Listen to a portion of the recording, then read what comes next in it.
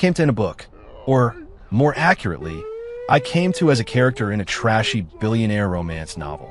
And not even the main character. I was the side plot, the walking wallet, the designated simp.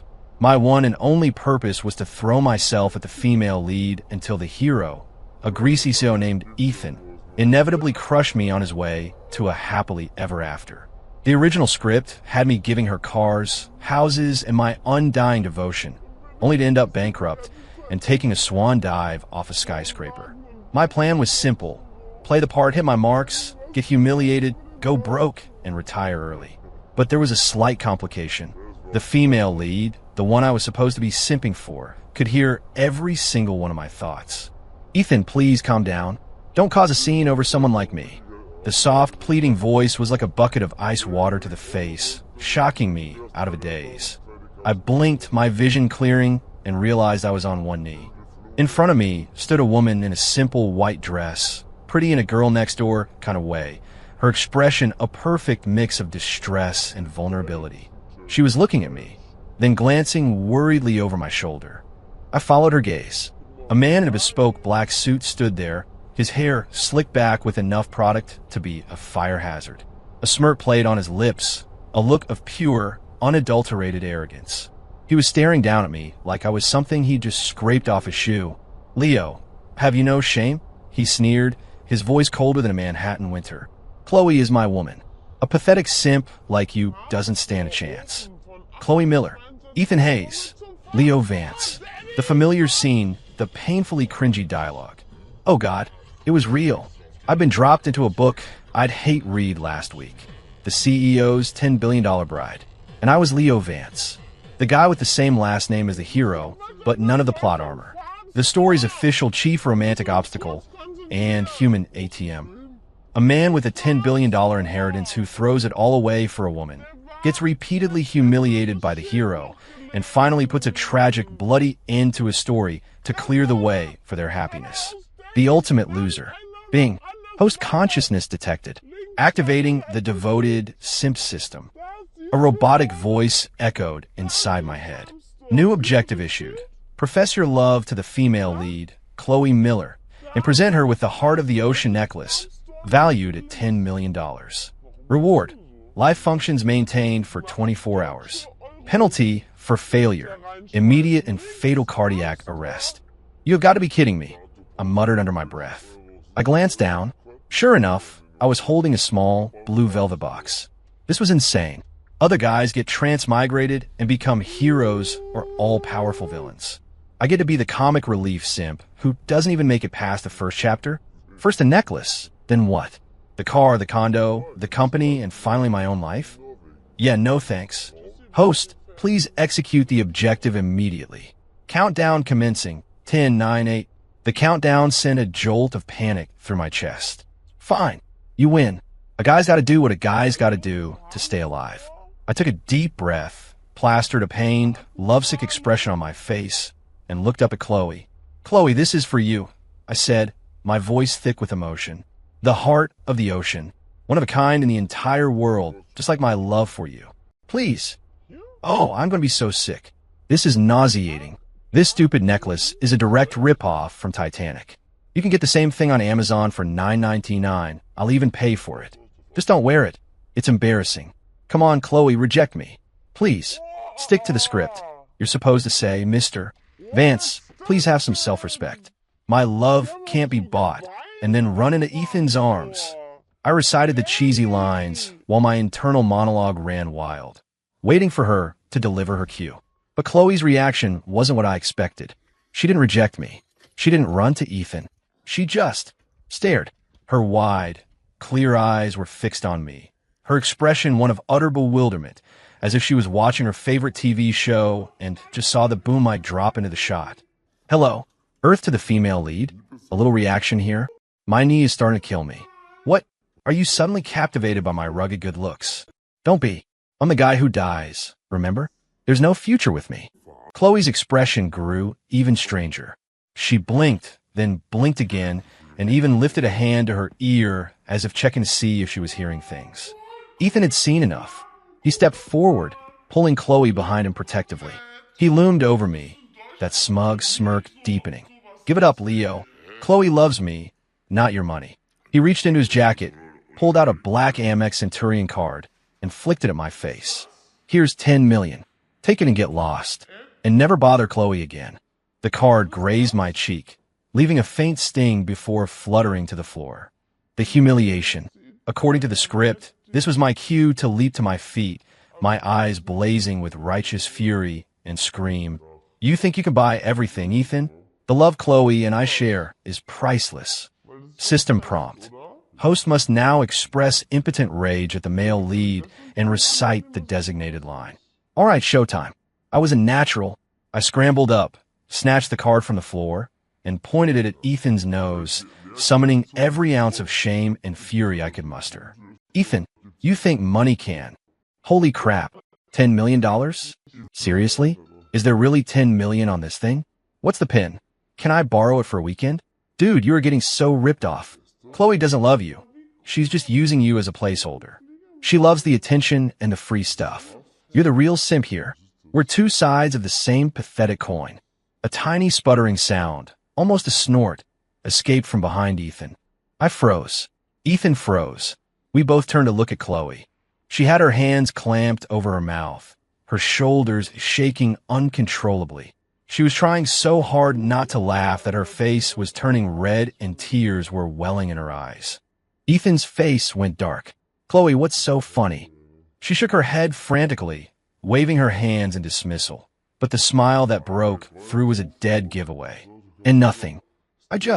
Leo just looked a little. Cute right then. Cute? Me. I'm the guy who's about to lose his fortune and jump off a building. And you're calling me cute?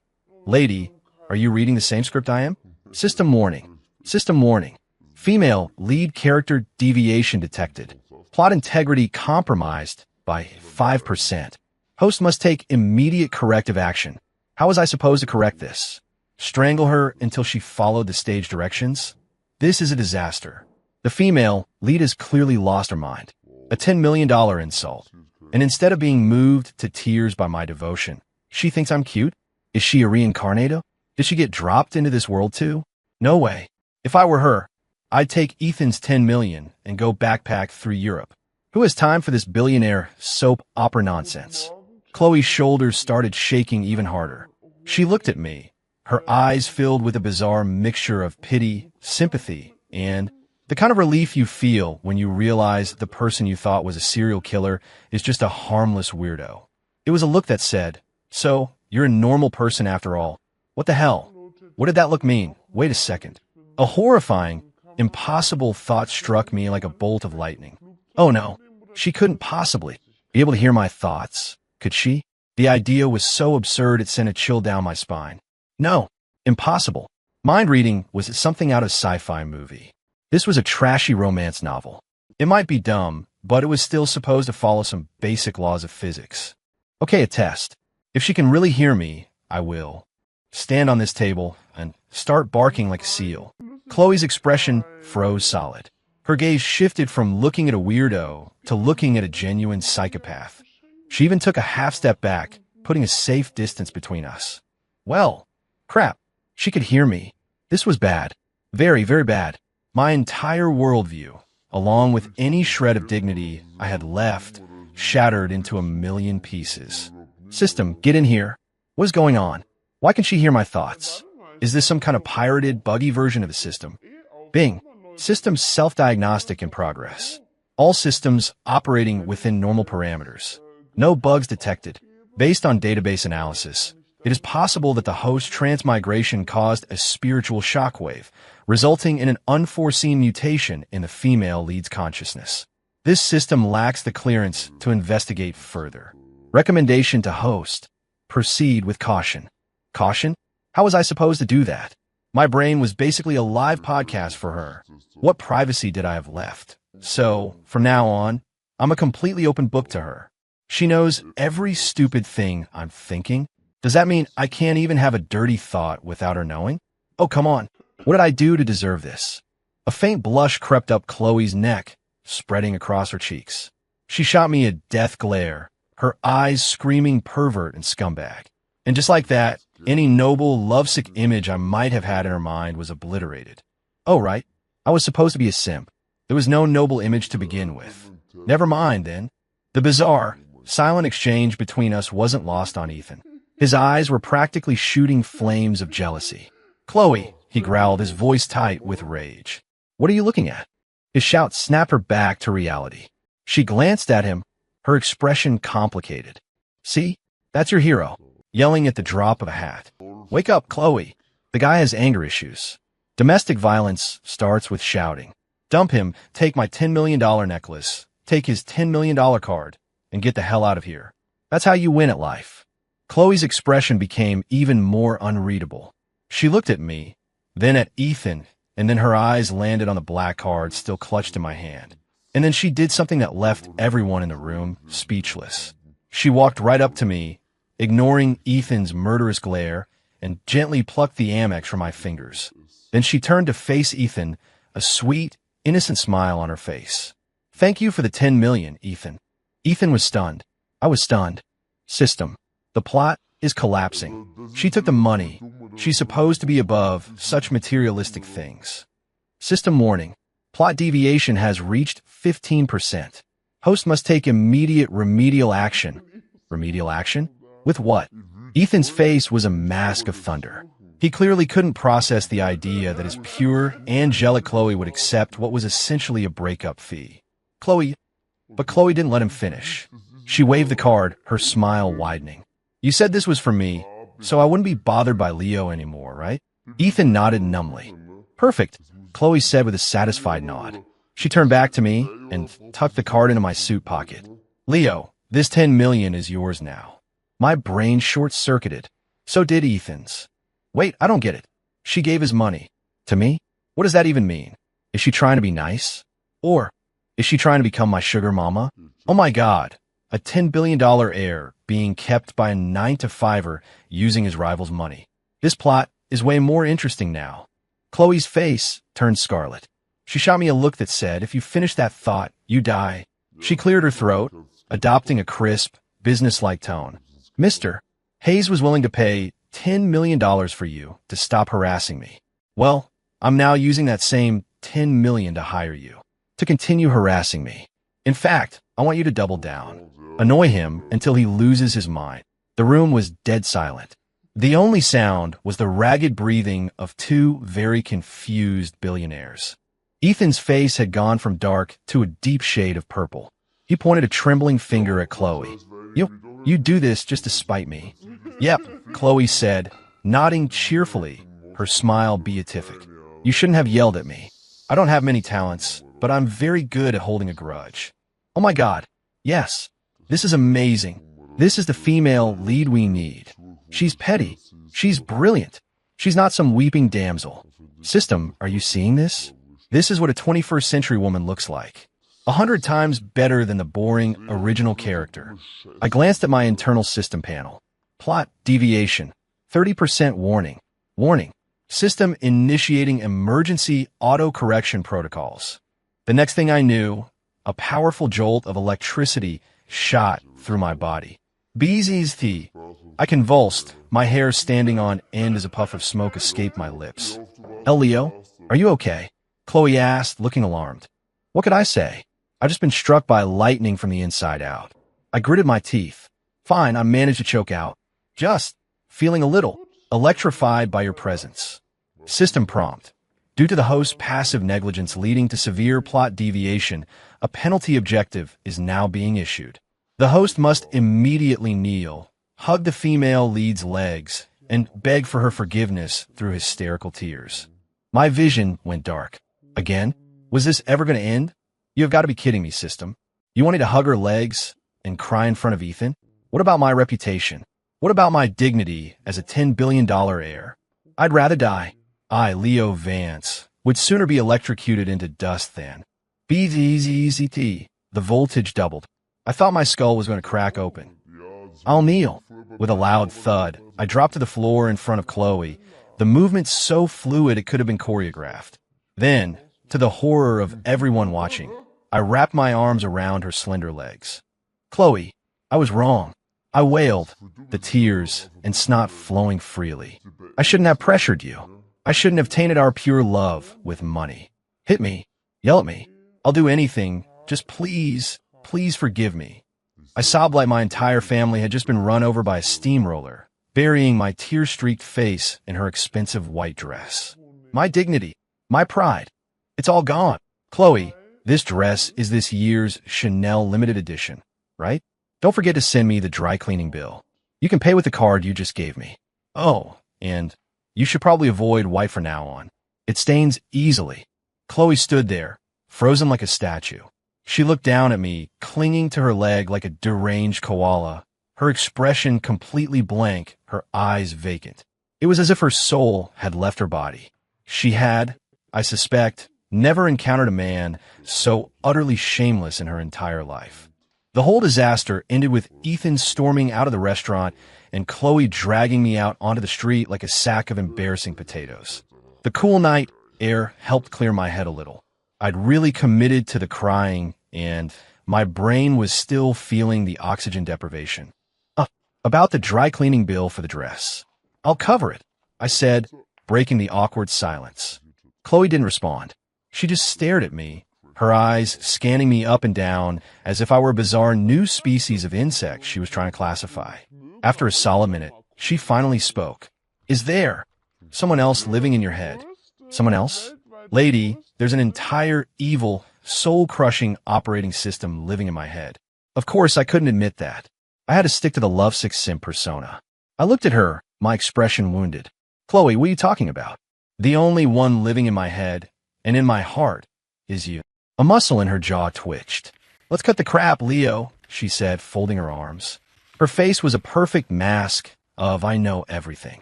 That mental beatboxing you were doing in there was something else. I froze. The social death was so complete, so absolute. Game over. She knows. She's calling my bluff. What do I do? Should I kill her and hide the body? No, that's illegal. Maybe I can convince her I have multiple personality disorder. Yes, that's it. If she thinks I'm clinically insane, she can't hold any of it against me. My demeanor shifted instantly. A strange, unnerving smile spread across my face as I began talking to myself. Leo, you can't speak to Chloe like that. Oh yeah? Watch me. She's a thankless woman who doesn't appreciate true love. You shut your mouth. If you say one more word. I was a one-man show, delivering my lines with gusto. Chloe just watched me, her expression slowly melting into one of profound pity. When I finished my performance, she let out a long sigh, rummaged through her purse, and handed me a business card. Leo, I don't know what you're going through, but you need to get help. Seriously. I looked down at the card. Oak Creek Wellness Center. Dr. Matthews. Specialized care for complex minds. We can help you find peace. I was speechless. Oh, thank you so much. You've already got me lined up for the psych ward. You know what? For that, I'm going to go to your crappy apartment and clog your toilet. Chloe's eyes narrowed instantly. What are you planning to do? Damn it. My cover was blown. The insanity plea was a non-starter. I deflated like a punctured tire. Fine. You got me. I said, all the fight gone out of me. I'm not the real Leo Vance. I was transported here from another world. I've got this psycho system in my head forcing me to be a simp. And the fact that you can hear my thoughts is, I assure you, a bug, not a feature. I laid it all out. What was the point in hiding it? The worst she could do was have me committed, and at this point, that didn't sound so bad. To my surprise, Chloe didn't look scared. She just nodded, and I knew an expression on her face. That makes sense. There's no way a guy like you would actually be into me. A guy like me? What's that supposed to mean? A handsome, charming, ridiculously wealthy man of the world couldn't be into you? Oh, you mean the original Leo, the simp, right? Well, a woman like you. A perfectly average, unambitious person whose only goal in life is to do as little as possible. Isn't exactly the type to attract billionaire CEOs and their obsessive rivals. Hey, Chloe said, tapping me on the forehead. Don't you dare call me unambitious in your head. I'm pursuing a life of minimalist spiritual fulfillment. Right, whatever you say. I mumbled, too tired to argue. So, what's your plan now? She asked. Just keep letting that system control you and stalk me forever? What choice do I have? I threw my hands up in despair. If I don't complete the missions, I die. It's not exactly a great set of options. Chloe tapped her chin, thinking, so you have to harass me, and you have to act like you're in love with me in front of Ethan, right? That's the gist of it. This is easy then, she said, her eyes lighting up. She clapped me on the shoulder. Let's work together. Work together? I blinked. Yeah, she said, a sly grin spreading across her face. You keep up your simp act, and I'll play along. We'll put on a show and drive that idiot Ethan so crazy he'll leave me alone for good. When it's all over, you're free from the plot, and I'm free from him. Win-win. That actually sounds like a good idea. But how can I trust her? What if she's secretly working with Ethan to screw me over? Why would I screw you over? Chloe asked, rolling her eyes as if she'd heard my thought. Which she had. Look at you. You're being electrocuted on a daily basis. What's there to gain? Besides, I can't stand Ethan. He's the most arrogant, self-absorbed man I've ever met. Just looking at him makes me feel dirty. She sounded so genuinely disgusted that I started to believe her. What's in it for me? I asked. What's in it for you? She laughed. The next time the system forces you to do something completely mortifying, you'll have me, an insider, who can help you control the damage. How's that for a deal? That is actually a great deal. If I have to suffer through social suicide, I might as well have a co-conspirator. And she seems smart. She might actually be able to help me get out of this. Deal, I said, sticking out my hand. Chloe shook it, her grin widening. Pleasure doing business with you. Leo, my brain is a podcast Vance. Likewise, Chloe, I'm the only listener Miller. And just like that, the woman who was supposed to be my downfall became my accomplice. We had a common enemy and a shared goal. Take down the CEO and win our freedom. With Chloe on my side, my life as a simp went from a living hell to a dark comedy. The next morning, the system was at it again. Daily objective issued. Prepare a romantic breakfast for the female lead, Chloe Miller, and deliver it to her desk at work. Requirement. Breakfast must be accompanied by 99 red roses to signify your boundless love. I read the notification and sighed. Are you serious? Who delivers 99 roses with breakfast? You can't eat roses. And delivering it to her desk? You might as well just hire a skywriter to spell out Leo Vance is a huge simp. There has to be a limit to the public humiliation. Despite my internal protests, I found myself at a flower shop and a cafe. When I walked into the marketing department of Catalyst Inc., carrying a bouquet of roses so massive it obscured my entire face and a bag containing an artisan bagel and a latte, the entire office came to a screeching halt. Wow, isn't that Leo Vance from Vance Industries? Oh my God, he's so handsome. And look at all those roses. He must be here for Chloe. It's so romantic. The whispers felt like tiny needles stabbing me in the back. I was pretty sure my soul had just shriveled up and died. I forced myself to walk to Chloe's desk, placed a mountain of flowers and the breakfast beside her keyboard, and forced a lovesick smile. Good morning, Chloe. I got you this. I hope you like it. Chloe looked up at me, then at the bouquet that was now threatening to annex her entire workspace. Her expression pained. Come on, reject me. Throw the flowers in my face. I'm begging you. I tried to send her a desperate SOS with my eyes. She understood immediately. She stood up, her face a perfect mask of polite annoyance. Mr. Vance, I've told you before, please don't come to my office. It's unprofessional and disrupts my work. Perfect. She nailed it. I mentally gave her a standing ovation. The office gossips were already starting to murmur. What's her problem? He's being so sweet to her, and she's just being rude. Seriously, she doesn't know how lucky she is. If a guy that hot and that rich was simping for me, I'd be on cloud 9. Just when I thought the mission was about to be a success, another voice cut in. Well, if it isn't Mr. Vance, spreading the love again. I turned. A guy in a wrinkled plaid shirt and black-rimmed glasses, his hair a mess, was standing there holding a stack of files and smirking at me. I recognized him. Mark Peterson, a senior marketer who, in the original novel, also had a thing for Chloe but was constantly overshadowed by me. Well, look what we have here. It's douchebag too. What's the matter, Mark? Jealous of my flowers? Too bad.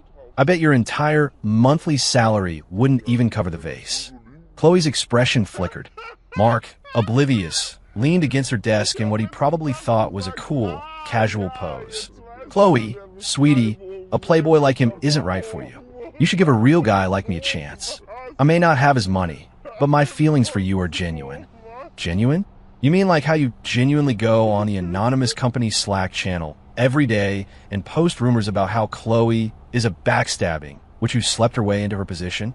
Yeah, your sincerity is truly touching, you creep. Chloe's face went cold. She looked up at Mark, her eyes like ice. Mark, you can eat whatever you want, but you need to watch your mouth. What do you mean, slept her way into her position? Please clarify. Mark was clearly not expecting the confrontation. He stammered, I didn't say anything. You didn't, Chloe said with a humorless smile. The user on the company channel named Marketing God 69. That's not you. The color drained from Mark's face. Ow, how did you know? You want to keep a secret? Don't do the crime, Chloe said, folding her arms, her gaze sharp enough to cut glass. Now, you have 1 hour to delete every single one of those posts and issue a public apology on the same channel. Otherwise, my next call is to HR. And my lawyer. Mark started to panic. He never dreamed he'd be caught. I didn't mean it, Chloe. Please, let me explain. I'm not interested, she cut him off. Apologize or get out. Mark looked at Chloe's unyielding expression, then at the contemptuous stares of his co-workers, and finally crumbled. He scurried back to his desk and started furiously typing, his face pale with shame. The drama was over as quickly as it had begun. The office returned to a fragile peace. But now, the way everyone was looking at me had changed. I was no longer just the dumb simp. I was the noble, long-suffering hero who had helped the woman he loved expose a secret villain. I was speechless. System prompt. Congratulations, host. You have completed the hidden objective, unmask a scumbag. Female, lead favorability +5. Plot deviation corrected by -10%. I stared at the system panel, completely numb. Are you serious? I didn't do anything. All I did was think a sarcastic thought. I looked over at Chloe. She was calmly sipping her latte and taking a bite of her bagel, a faint, almost imperceptible smile on her lips. The morning sun streamed through the window, catching in her hair and making her glow. For the first time, I thought that maybe this unambitious, perpetually unimpressed female lead wasn't so bad after all. After the Slack channel incident, my partnership with Chloe became something of a well-oiled machine. She used me as her personal thought detector to navigate the treacherous waters of office politics, exposing several other two-faced snakes like Mark. In return, her unpredictable ad-libbing helped me dance on the razor's edge of the system's rules, keeping me alive and, for the most part, with my dignity intact. Of course, our main antagonist, Ethan Hayes, wasn't about to give up. One afternoon, I was in my office trying to figure out a plausible way to lose a few $100 million to speed up my bankruptcy plan when my assistant buzzed in. Mr. Hayes from Hayes Corp is here to see you. Speak of the devil. What does he want now? Hasn't he learned his lesson? Send him in. A moment later, Ethan strode into my office, wearing his trademark smirk. Leo, long time no see. It's been a week, I said, leaning back in my leather chair. I'm here to talk business, he said, settling into the chair opposite me and crossing his legs. Business? It should be good. I can't wait to see what kind of scheme he's cooked up. That parcel of land upstate, near the Catskills, Ethan said, getting straight to the point. I'm interested. Name your price. The upstate property?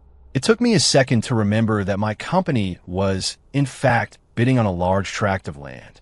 It was in a remote, undeveloped area, surrounded by nothing but woods.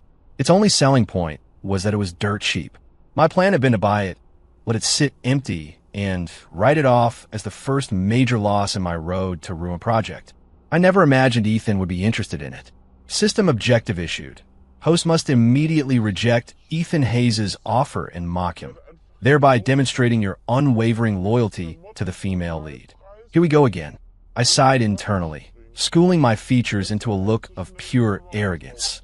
Sorry, Ethan. I'm afraid that land is not for sale. Some things in this world can't be bought with money. Dude, you are my hero.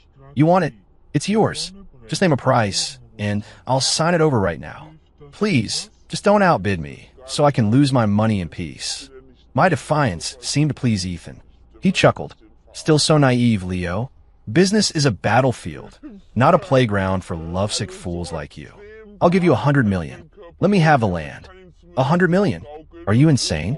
That land is worth 30 million tops. You just want to hand me a $70 million profit? You're not trying to bankrupt me. You're trying to help me. Yes. Deal. Let's sign the papers before you change your mind. My heart was doing backflips, but my face remained a mask of disdain. 100 million? Is that supposed to impress me? I told you, I'm not selling.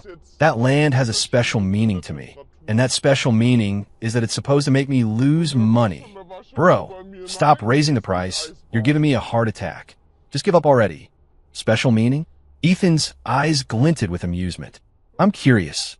What kind of meaning? He paused. Then his eyes widened in mock realization. Oh, I get it. I heard Chloe's family is from a small town up in that area. Aren't they? I blinked. Was that true? I had no idea.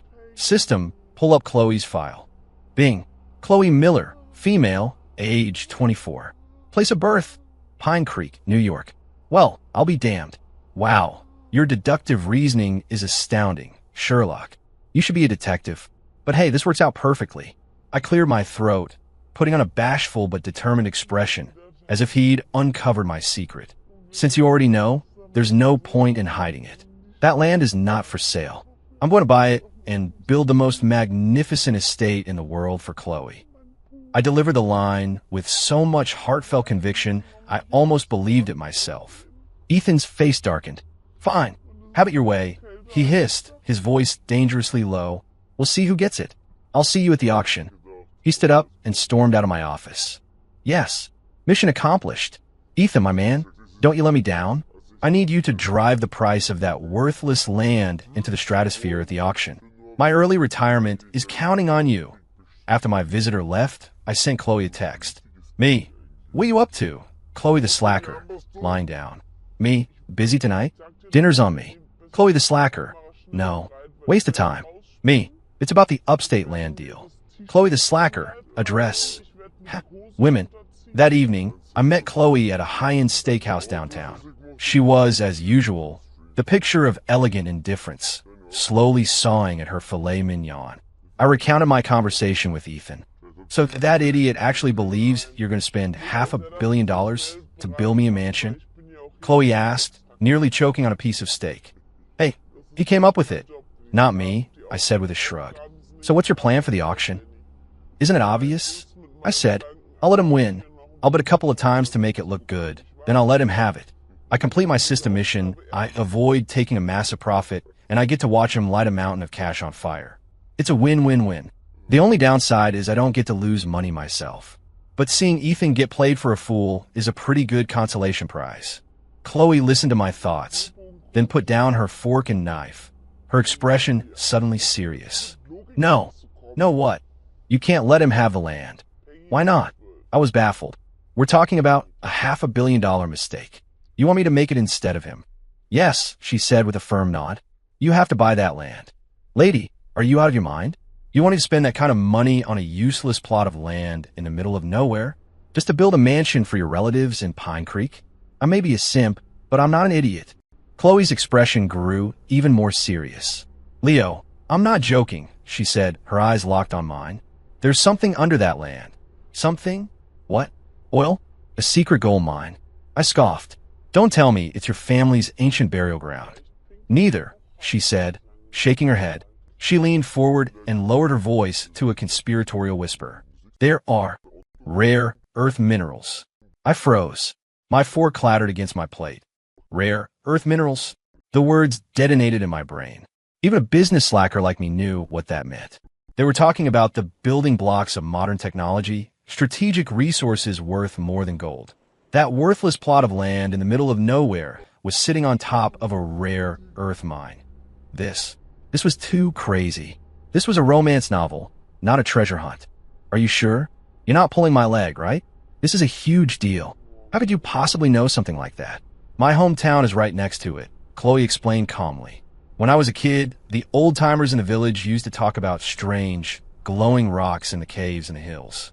A few months ago, I saw a news report that the U.S. Geological Survey was doing extensive testing in that area. I put two and two together. So this is just a hunch?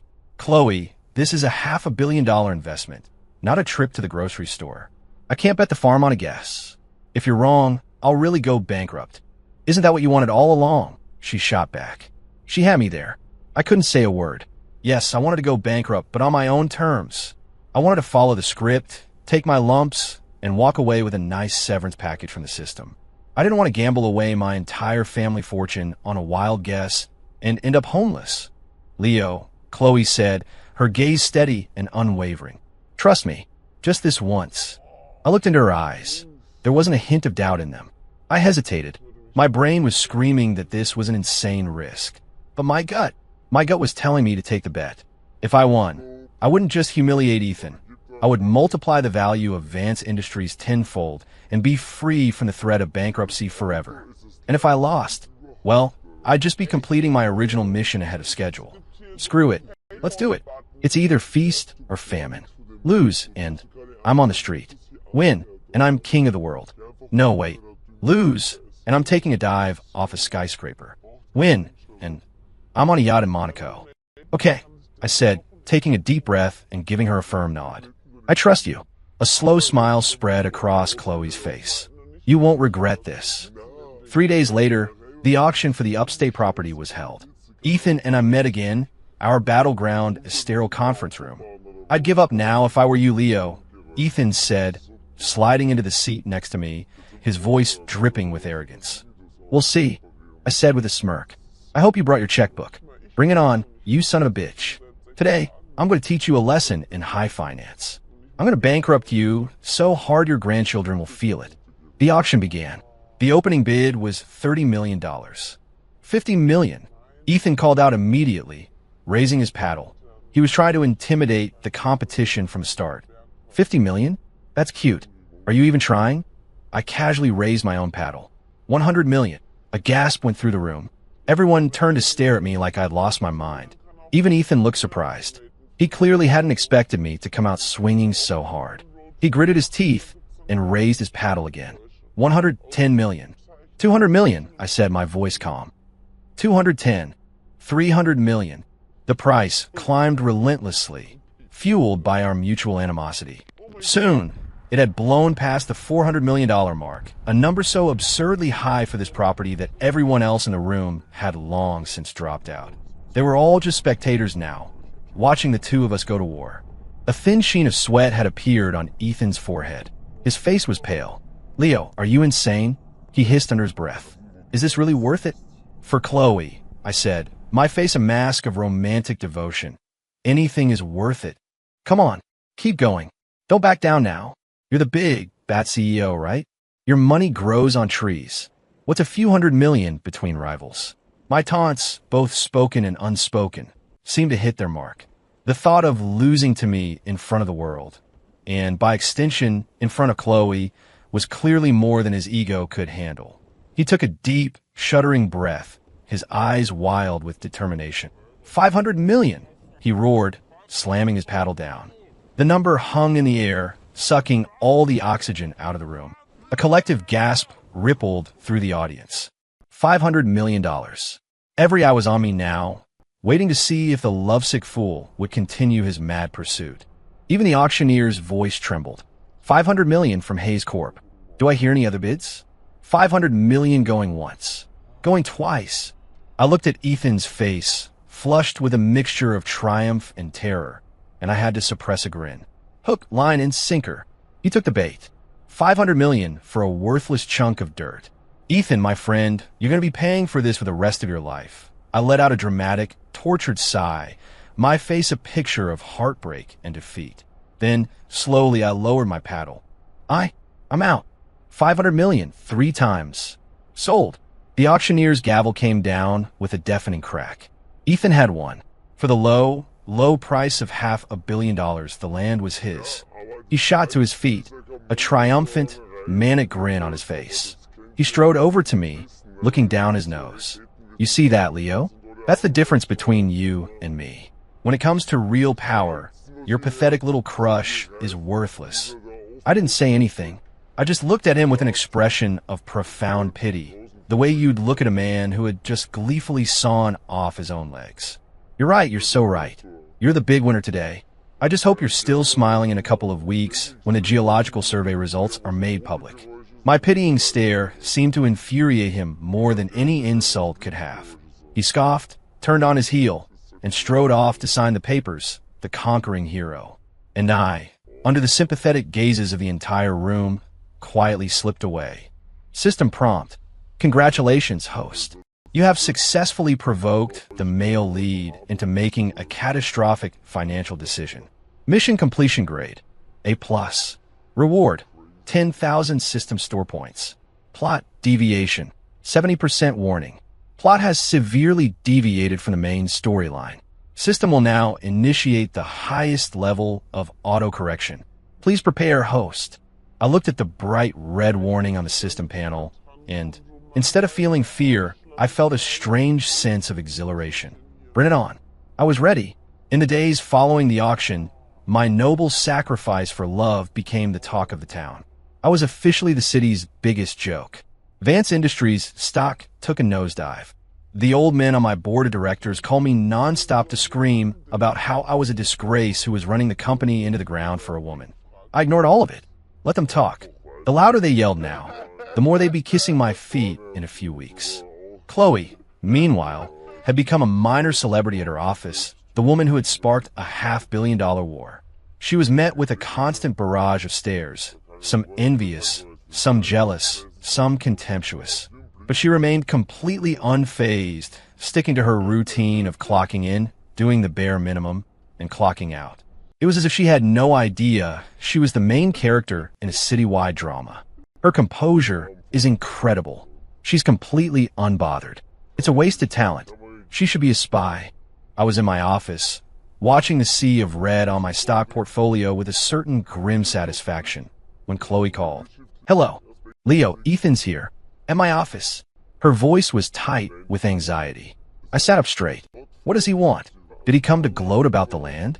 Or is he trying to poach my girl now that he thinks I'm a loser? He's going to propose. In front of the entire company. I choked on my coffee, spraying all over my monitor. Was he insane? He just spent $500 million he didn't have on a worthless plot of land. And his next move was to propose?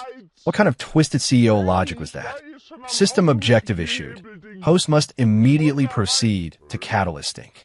and prevent the male lead's proposal. Requirement. You must kiss the female lead in public to assert your dominance. I knew it. I just knew it. The system would never pass up an opportunity for maximum public humiliation. A public kiss? In front of her entire office? In front of him? This wasn't just social suicide. This was going to be front page news. System, can we please negotiate this? How about I just punch him? Or I could grab both their legs and cry and beg them not to get married. The kissing thing is a little intense. I'm not mentally prepared. System, request denied. Please execute the objective immediately, or level 2 electroshock penalty will be administered. BZT. That familiar, nauseating tingle shot up my spine. I'm going. I'm on my way. I shot out of my chair, grabbed my keys, and sprinted out of my office. I blew through at least 3 red lights, but I made it to the Catalyst Inc. building in under 10 minutes. I burst into the lobby. The marketing floor was already swarmed with people. In the center of the crowd, Ethan was on one knee in front of Chloe, holding a massive bouquet of unnaturally blue roses. Behind him, dozens of candles and heart-shaped balloons spelled out, "I love you." Tacky. Unbelievably tacky. Chloe, I know I haven't always been the man you deserve, Ethan said, his voice dripping with what he probably thought was sincerity. But please, believe me when I say my heart is yours. I have the land upstate. I will build you a castle, the most beautiful in the world. Will you marry me and be my princess? The onlookers swooned. Oh, it's so romantic. A $500 million castle. She's the luckiest woman alive. Say yes. Say yes. Chloe just stood there, her expression unreadable. Her eyes scanned the crowd and finally locked with mine. It was a look of pure, unadulterated desperation. A silent scream for help. All right, here we go. Knight in shining armor to the rescue. Though, for the record, this knight is very reluctant. Chloe, you better play along. I'm demanding a raise for this. I took a deep breath, shouldered my way through the crowd, and strode into the center of the circle. "Stop!" My shout cut through the romantic haze. Everyone turned to stare at me. Ethan looked up, his initial shock quickly replaced by a contemptuous smirk. "Leo, the loser returns for another beating." "I'm not the loser here," I said, moving to Chloe's side and pulling her behind me. I faced Ethan directly. "The man Chloe loves is me." "You?" Ethan laughed, a harsh, ugly sound. "What can you offer her? You couldn't even afford a piece of land." "That doesn't matter," I sneered. "True love can't be measured in dollars and cents." I realize how ridiculous that sounds coming from a $10 billion heir, but the system is making me say it. "All right, Ethan, you ready for the main event? Because things are about to get weird." Without another word to him, I turned to face Chloe. She was looking at me, her expression a mix of nervousness, anticipation, and a tiny spark of morbid curiosity. I looked at her face, her wide, anxious eyes, and my heart started hammering against my ribs. "Okay, just get it over with. It's not your first time being publicly humiliated. It's just a kiss. Think of it as a really aggressive dog licking your face." Chloe's eyes suddenly narrowed. "You're the dog." The angry voice wasn't mine. It was sharp, clear, and it was coming from inside my head. I was so stunned I couldn't move. She could talk back? Duh. You get to run a 24/7 commentary in my brain? You don't think I get a right of reply? "Leo Vance, if you call me a dog one more time, I will bite you." Before I could process this new, terrifying development, Chloe stood on her tiptoes, threw her arms around my neck, and pulled me down. And then, in front of God, Ethan, and the entire marketing department of Catalyst Inc., her lips crashed into mine. The world, for a moment, simply stopped. My brain blue-screened. Total system failure. All I could register was the soft, warm pressure on my lips and the faint, sweet scent of her perfume. System prompt: "Congratulations, host. You have exceeded mission parameters. Female lead favorability plus 20. Plot deviation corrected by -30%. Reward: 1 system store super discount coupon.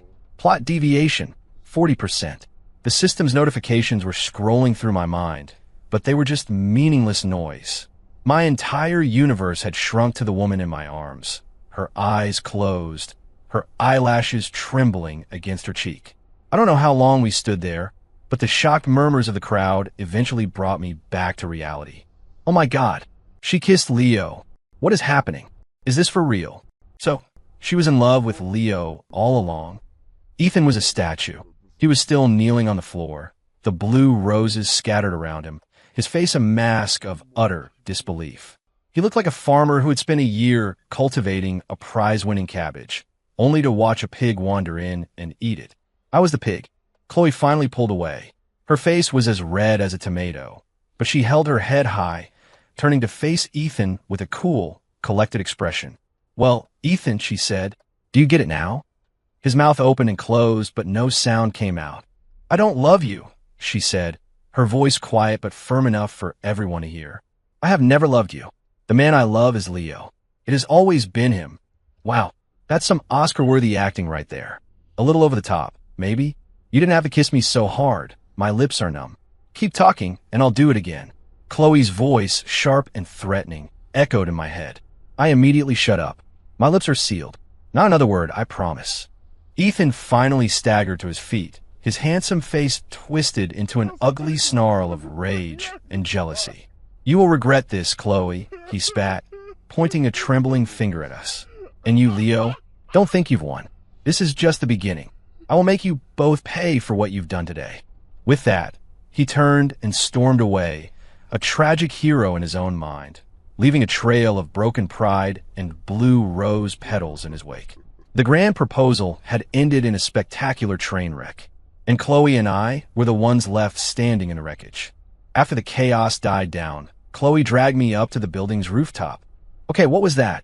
I asked, leaning against the railing. "Having you talk in my head now. Did we just soul bond with a kiss? Is this a fantasy novel now?" "How should I know?" she said, avoiding my gaze, the blush still high on her cheeks. "You were just standing there stalling. I thought, if you're not going to do it, I will." And then, suddenly you could hear me. "That's incredible. Let me try something. Chloe is a little piggy. Chloe is a little piggy." "Leo," she yelped, stomping her foot and punching me in the arm. You say that one more time, and I will throw you off this roof. Just kidding, kidding, I said, laughing and backing away. So it was real. We now had a two-way psychic link. There were officially no secrets between us. Hey, thanks, by the way, I said, rubbing the back of my neck. Back there. If you hadn't, well, I'd probably still be standing there trying to work up the nerve. Don't mention it, she said, turning to look out over the city. We're partners, remember? Helping you helps me. The last thing I want is to actually marry that psychopath. She tried to sound casual, but I could see that the tips of her ears were bright red. She's actually kind of adorable when she's flustered. Shut up. Her voice shot back in my head. I couldn't help but smile. The sun was warm. The breeze was gentle. It was just the two of us on the roof, a strange, comfortable silence settling between us. And I had a feeling that somewhere along the line, our relationship had become something more than just a business arrangement. 10 days passed. The city was quiet. Ethan Hayes seemed to have vanished off the face of the earth after his failed proposal.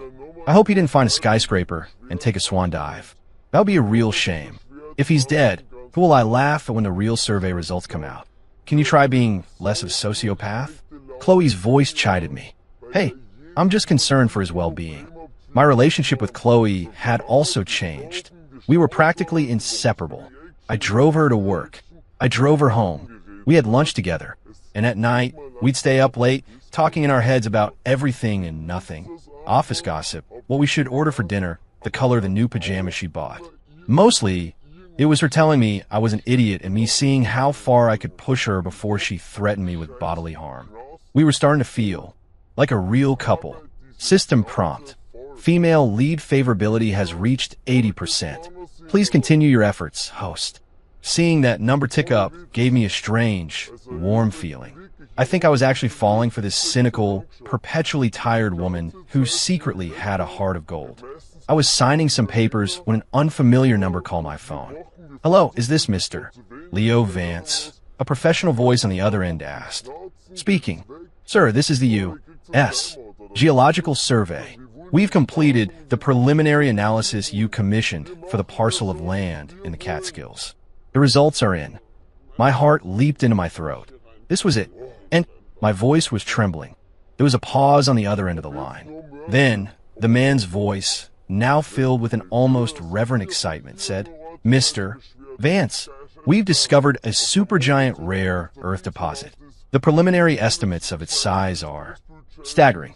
My mind went completely blank. We did it. We actually did it. I hung up the phone and jumped out of my chair, whooping and cheering like a madman. Chloe, we're rich. We're ridiculously, stupendously rich. It's real. The mind is real. I broadcasted the news to her with all the psychic energy I could muster. Seriously? Oh my God, that's amazing. Her mental voice was filled with pure joy. Where are you? I'm coming to find you. I'm at the office. Come here now. We are celebrating tonight. I immediately called an emergency board meeting. When I announced the discovery, the room erupted. The same old men who had been calling me a disgrace just days ago were now tearfully shaking my hand, calling me a visionary, a once-in-a-generation business genius. The moment the news went public, Vance Industries' stock exploded, hitting the circuit breaker multiple times as it shot into the stratosphere. My personal net worth tripled in the span of a few hours. And at the same time, another piece of news hit the wire. Hayes Corp's acquisition of the upstate property had been frozen by federal regulators. It turned out that I had filed a preliminary application for mineral exploration and development rights with the Bureau of Land Management weeks before the auction. My application was legal, valid, and took precedence, which meant Ethan's $500 million check had bought him absolutely nothing. The land was mine. That night, I booked the entire top-floor restaurant of the city's tallest skyscraper. A toast, I said, raising my glass to Chloe, to the woman who made it all happen. I'll drink to that, she said, smiling as she clinked her glass against mine. I still can't believe we won, I said, looking out at the glittering cityscape below. I told you to trust me, didn't I? She said, a smug little grin on her face. Yes, you're a genius, I said, my eyes fixed on her. The soft light of the restaurant made her cheeks glow and her eyes sparkle like stars. I was completely captivated. God, she's beautiful. Chloe's face turned a shade pinker. She looked down, taking a small sip of her wine, suddenly shy. The playful atmosphere had shifted, becoming charged with something else. "Chloe," I said, my voice suddenly serious. What if? What if we stop pretending?" Chloe's head snapped up, her wine glass sloshing in her hand. What? What did you say?" I said. I began, my eyes locked on hers, my voice steady and sincere. "Let's be together. For real. No more acting, no more partnership. A real couple. You and me." "Oh my God," I said it. I actually said it. Is she going to say yes? What if she thinks it's too soon? What if she says no? The humiliation will be unbearable. My heart was pounding like a drum solo. System. Status report. What's her favorability at? Bing. Female lead favorability. 95%. 95%. I had a chance. Chloe just looked at me, her expression unreadable. There was surprise, a hint of a blush, and something else. A flicker of doubt. "What are you thinking?" I asked her in my head. I'm afraid." Her thought came back, hesitant and vulnerable. "I'm afraid that the person you like isn't me. It's the female lead. The one who helped you beat Ethan. The one who made you a fortune. If I couldn't read your mind, if I hadn't known about the mine, if I was just a normal, ordinary girl who wanted nothing more than a quiet life, would you still like me?" I was stunned. I had never considered that she might feel that way. I looked at her, at the genuine fear and insecurity in her eyes, and I smiled. I reached across the table and took her hand. It was cool to the touch and trembling slightly. "Chloe," I said, my voice soft but firm, "listen to me. I don't like you because you can hear my thoughts, or because you found a mine. I like you because when everyone else in the world saw me as a pathetic simp, you were the only one who saw the real me underneath and thought it was funny. I like you because when I was being forced to humiliate myself and felt like I couldn't go on, you were the one who stepped in and saved me.